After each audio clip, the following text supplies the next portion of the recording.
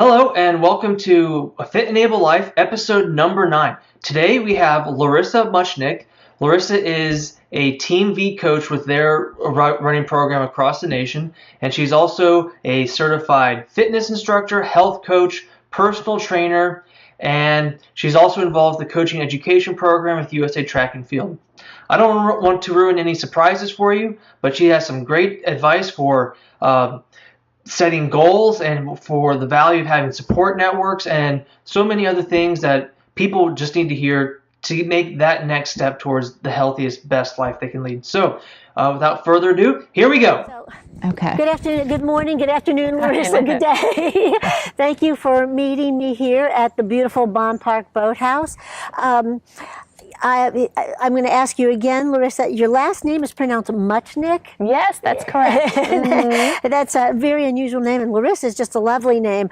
One of the things that when I read your bio, I realized you and I have enormous amounts in common. I would agree. Yes, definitely. We walk up, we dress the same, we have different color stretchies, but and our water bottles by our side. Yes. So we are very familiar. You're very familiar to me, even though we just met. Well, can you tell me a little bit about yourself? I know you've done a lot with health and fitness, and you've had a lot of impact on people. But can you kind of tell me a little bit about yourself? Absolutely. So I got into the fitness and wellness industry over 10 years ago. I worked with a dietitian in their office and then started with them the Bald Head Island Center for Wellness program. And that looked at the whole body, not only nutrition and wellness, but exercise and behavioral concepts. And I really bought into that. And I loved managing and starting that, but I wanted to get more involved. And I was a fitness instructor in college, but that was a long time ago, and I loved that part of it, but I had kind of walked away from that. And so I went back and got lots of certifications in all different kinds of areas. But overall, I really enjoy helping people reach their goals, and successfully, obviously. And so whatever that goal may be, I want to help them and be their accountability partner to get there. Right. Well, that's, I can certainly relate to that. And that seems to be a common theme, that people that find an interest in it, a personal interest in it, then they go back and educate themselves. Right. So they can do exactly what you're doing. At least you hope they do. Right. Exactly. Yes. There's a lot to learn, and there's always more to learn as well. Well, I think people think because it's their body, they know about their movement, they know about things, and it's more technical than that. It absolutely is. It was funny because when I was reading about what the certifications you went through, things that we did when I was a fitness instructor back in the early 80s, people would be appalled today. Yes, I know, right? And I have a teenager, and he thinks he knows everything too. So, and they don't. There are some things that we need to make sure that, one of my biggest things is to prevent injury. Right. So some of those things that we're doing, and we're just researching all the time. So there are new things that come out that how can we move, or can we prevent something to hopefully save that joint for the years to come? Very well stated. Yes. Very well stated. Well, one of the things that I noticed about several years ago, Endurance Magazine called me a fitness philanthropist, and I have to say, you looks like you qualify for that title too. Thank you. Yes. What particular philanthropy took you down this path? Absolutely. So 3 years ago, the V Foundation for Cancer Research did a golf classic, and they were very successful for, I think, almost 10 years in the golf classic. That was actually here at Prestonwood Country Club. But they went a different avenue, and they went into endurance events. And so 3 years ago, they hired a coach, and it was that perfect marriage of that passion for fitness and helping others, but especially for the V Foundation for Cancer Research. And so now we are in 3 different cities. We have running groups called Team V in 3 different cities. In New York, we just finished at the New York Marathon, and then we've done the Chicago half marathon with the rock and roll, and then this will be our 3rd year at the Raleigh Rock and Roll Marathon.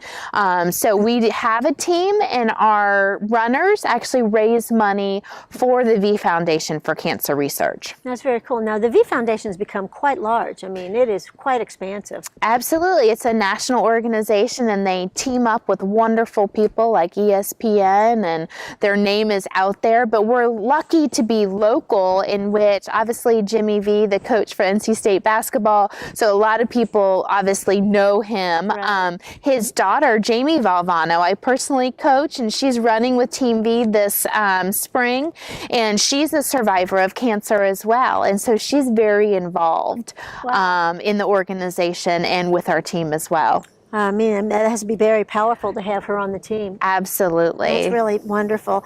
Well, the mission of your activities, obviously, because you have the Jimmy V mission and outreach with that. Absolutely. But I like the part that one of the first things you say about your mission is helping people reach their goals. Absolutely. And sometimes it's hard, as you know, as a coach, to help people define what their goals are. How do you go about helping somebody that's a novice athlete define what their goals might be? Because they might just want to say, I want to run a marathon. Well, that is a really long-term goal. Right, absolutely. And that's a great question, because, you know, sometimes even that goal needs to be brought out of a person with just a conversation. Sometimes, you know, a great example actually comes to story, if I could share the story with me. Sure. There is a young lady that was on our team for the New York Marathon, and her brother was recently diagnosed with lung cancer. And she had said to him, man, you fighting this cancer is like a marathon. And he said, I dare you if you would run a marathon. And she said, I'm doing it. And she, a couple weeks ago, did just that, and she completed. And so she married that, that goal of hers of completing a marathon and raising money for the V Foundation. So it's kind of a neat thing. But oftentimes, to get back to your question as well, oftentimes people have a goal, and it needs to be a realistic goal. But what makes it complicated for most people is, okay, here I am today. How do I get to that goal? Right. And we've all heard about New Year's resolutions, and people laugh because it's like 7 or 14 days or whatever I don't know how many days they say it is that I think people. You're lucky if you go 14. No. And so, you know, so how do you get from point A to the finish line, right? It doesn't have to be running. It can be any kind of goal. And so how do you reach, if it's a weight loss goal, or how do you reach that goal? And what I try to do as a coach is to develop just a roadmap to get from one point to the goal. And then I think what I've heard most people say to me back is just being that accountability partner to them. You know, say, okay, this is what you do, but checking in on them and helping and being flexible, because we all are managing lots of different things, families, work, and this is a goal, but it has to be realistic in that it has to fit in with the rest of our life. Right. And I like the idea, too, that you were talking about injury prevention, because a lot of times novice athletes are also sedentary athletes. Absolutely. And there's so much potential for injury all around. Absolutely. So one of the things that we really do is, I always say, progress, not perfection. And so obviously we want to always, because a lot of us are very competitive, we want to get to perfection, but it is progress. And so that's what I really enjoy as a coach, watching people progress, but oftentimes people want to go quickly. And so I sometimes have to just say, no, we're going to get there, but we're actually going to take these steps. And this is the roadmap. Remember our training plan? Right. This is the roadmap, and we're going to get there, but we're going to get there successfully and not injured, especially in running or in any sport. A lot of times people want to pick up too much weight, right. But keeping that goal in mind is definitely helpful, and I always like to point out the progress. Well, yeah, and it sounds like, too, your programs have a really nice ripple effect, you know, that and have an impact on the community. How do you see the programs through Jimmy V or other programs that you're involved with, how do you see the positive impact on the community? Absolutely.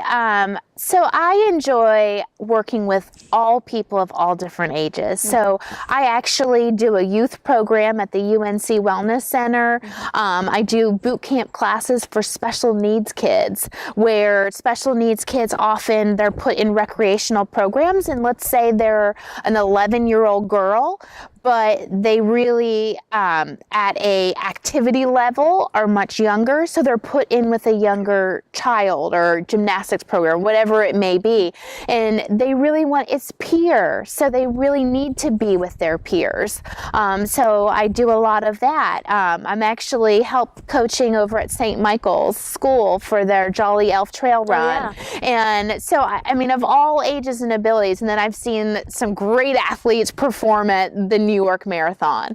So I think the consistency is that I like to be a positive influence on people reaching their goals, and that takes them through defining that roadmap, figuring out their commitment, making it a priority, being their accountability partner, and then really their performing at the very end is just the icing on the cake, is what I like to say. So if it doesn't always have to be running. It can be, a weight loss or fitting into, people come to me as a health coach and say, I want to fit into this certain dress or outfit or something like that again. Again. So we all have different goals. One of the programs that was in your bio was a program at Duke, Live for Life. Yes. Can you tell me a little bit about that program? Because I've heard of it, but I don't know what it does or what it does in our community. Yeah, so the Duke University system has actually a program for its employees.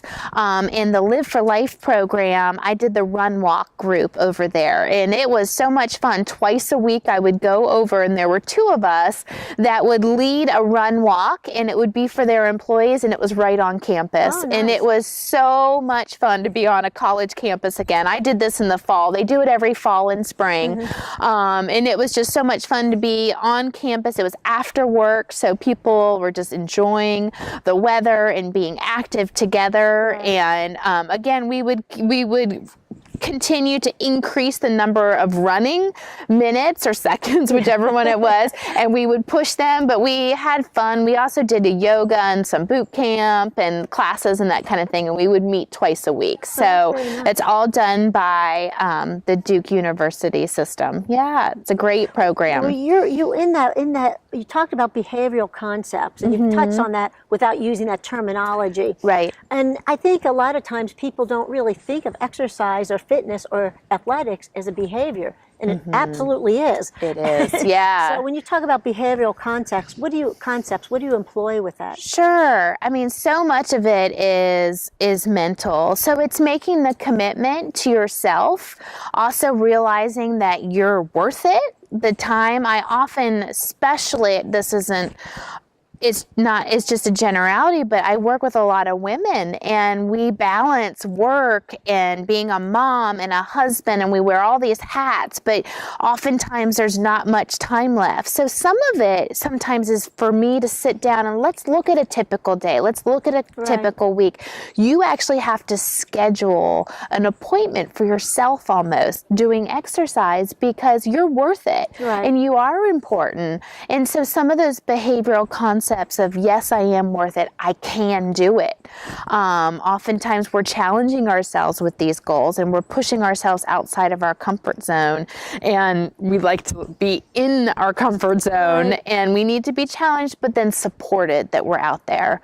But I will say most people that are making these commitments and have a goal have a wonderful support system around them, and that is so important. If it's a sister or a husband or kids or friends or a coach, whatever it may be, that support system is very important. Right, and I know you've probably run up against somebody that wants to change their behaviors, and they come from a family that does not support that. A very sedentary family with unhealthy habits. Yeah. So, I mean, you have quite a task in being their sole support system. Absolutely. And because they're almost in a setting that's counterproductive for them. Right. What would you advise somebody like that, where all the external motivators for them are not going to benefit reaching their goals? I know. It's really hard because, I mean, that's what they've known, right? Habits are really hard to break. And so I think I recommend people to try to plan in advance. If it's a particular meal or exercise, then to really try to think ahead. Like, I know the holidays are coming up and that's hard with healthy choices and drinking or even getting families together. It is hard. And so sometimes we try to review some of those situations ahead of time so that we can plan ahead, so the decision's not made right then and there. Sometimes that can help us communicate, hey, I'm coming these days, but I'm going to exercise at this time. Is that okay? Does that work with the schedule? Or, hey, I'm going to bring a healthy dish and you bring another dish, or you bring something that might be more your choice of food or drink. And some of those things, just trying to plan ahead help. But sometimes we all get in those situations and they're very difficult, whatever they may be. But it does help to kind of talk about it with someone that you trust and then try to plan ahead as best as you can. Yeah, and probably planning ahead too is when you have somebody saying, oh, have another piece of pie. Right, I know, right? We're all tempted. What is going to be my answer?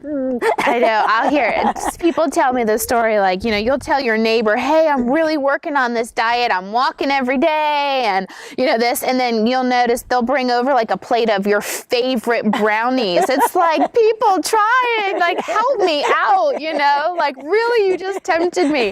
But we laugh about it, but people, I mean, I don't know if they're intentional or not, but, it's just kind of that seems hostile. Tricky. I know, right? Without saying too much. Right, I know. Yeah. Well, you are obviously, you've already talked about your success stories, but for yourself, has there ever been a time that you were not fit and able to do the things that you want to do? Absolutely. So I have 3 kids.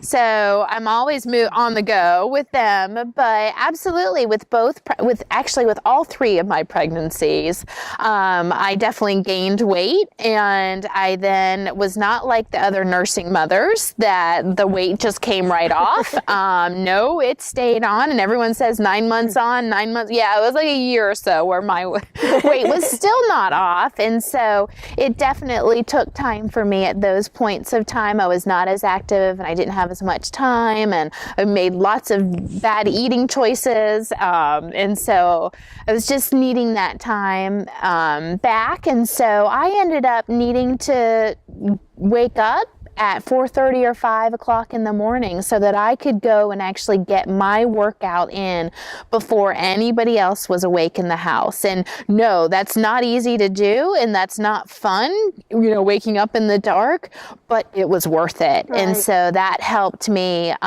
finally get to some of my goals. I also have a middle son that has kidney disease and is on the transplant list at UNC Children's Hospital. And so when he was born 10 years ago, we knew that healthy options were very important. Right. A kidney diet, was very important for him, and keeping that kidney, the only one kidney that he has, very healthy for as long as we can. So I learned a lot about diets and choices at that point in time. So it's not even just for me. And of course, as any mother or any person, I want the best for him. So it's important that my decisions affect him as well. Right. Well, that certainly does. And that also means you have to create an environment that everybody supports him with that too. It's funny the thing you say about the birth weight. One of the funniest things I heard about that was when Oprah Winfrey was closing up her show, and she had all those women in, the famous women, and she asked everybody, what do you know for sure? And Meryl Streep said, I know for sure I'm not going to lose the 20 pounds I gained with my first child. Yeah, I know. So, it always seems to be that first child, too. You think, oh, I could eat this course I can do that. And no matter what age it is, surprise. it's your first child that turns you from a girl into a woman. Absolutely. So, it is but hard. well, yeah, I have. I have such respect for the training that you've given yourself. Any recommendations for resources that you might have for people that can't invest in a Jimmy V program or some other program? Yeah. What would you recommend for somebody that just says, I want to get moving, and Coach Larissa says, this is a great place for me to go get Absolutely. information? Oh my gosh, there's so many great free resources out there today.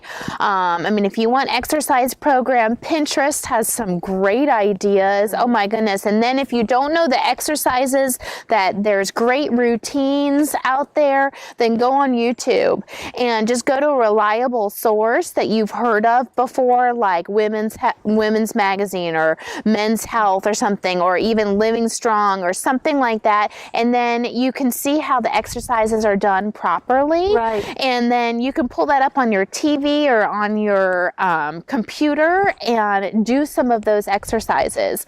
The kids especially love Tabata workouts, which are interval workouts where you can do anywhere, anytime, and you can pick 4 or 5 exercises and work very hard for 20 seconds and then recover for 10 seconds, or you can do 30 and 15, whatever it may be. Right. But you can do that in a hotel room, you can do that in a room, you can do that in a house, you can do it almost anywhere, and you have a great calorie burning, fat burning workout. I mean, really, with the source of Google, there's so many places. The community centers have great programs for all ages. And then, of course, there's private clubs that you can. But, you know, one of the favorite things that I've done in the last 20 years or so is definitely do a boot camp class with my neighbors. And it was us that we wanted to sleep in the morning, but we didn't. And we got up and we met and we did a workout, and then we started each taking turns and finding out the workout, and each one of us had to come up with the workout. So it wasn't too much work for any one person in particular. And so we got to know each other better, we supported one another, and we had a lot of fun. And then again, it didn't cost us anything, but we held each other accountable. So I would say even our friends can also be a good support system. As much as they make us the brownies, then they also, you know, but there's a lot of free, great areas. And here specifically, as we're sitting in Bond Park, there's some great, we've got the Greenway, we have the Tobacco Trail, we have, I mean, there's thousands of trails that are just beautiful to walk or run that are very inspirational as well. Yeah, that is absolutely true. We're lucky. Cary has over 70 miles of paved greenways with trailheads with restrooms and all the water available to them. I mean, we really are very lucky with that. Well, yes. I have really enjoyed meeting you. Thank and you. I've really enjoyed talking to you. Any last bit of advice for somebody as they enter into the holidays? And I know, right? I know. Well, thank you, Lisa, for having me. And you know, I really encourage people just to keep moving. And sometimes we get hard on ourselves if we're not reaching our goals, but then that's almost worse, right? Yeah. So we're gonna self-destroy ourselves. And so I would just urge everyone to just keep moving, do something each day, and have a support person. Obviously, they like to call me Coach Larissa, so you can reach out to me. But just figure out, sometimes it's hard, what motivates you? And sometimes that's not always the easiest question, but figure out kind of what motivates you, what your next goal is. Grab someone that can support you, and then you have to commit and make it a priority, and then you'll get there. Yeah. A commitment to fitness. I like that. I know, right? Thank you very much. Yes, thank you. That was wonderful. I really like the point about having to be flexible with our goals. And it's true. We do manage so many things, and juggling all of those different aspects of our lives can make it really difficult to make the important changes that we need to improve our lives. You know, if you're looking for a good running program, I highly recommend Team V with Coach Larissa. Or if you're at Duke, you know, the Live for Life. But again, thank you for listening to A Fit and Able Life. Please subscribe on YouTube if you like watching the videos, or subscribe to our iTunes channel if you prefer the audio, or sign up for our email newsletter so that all of these new episodes go straight to your inbox as soon as they're released. Thank you again for listening, and we will see you next time.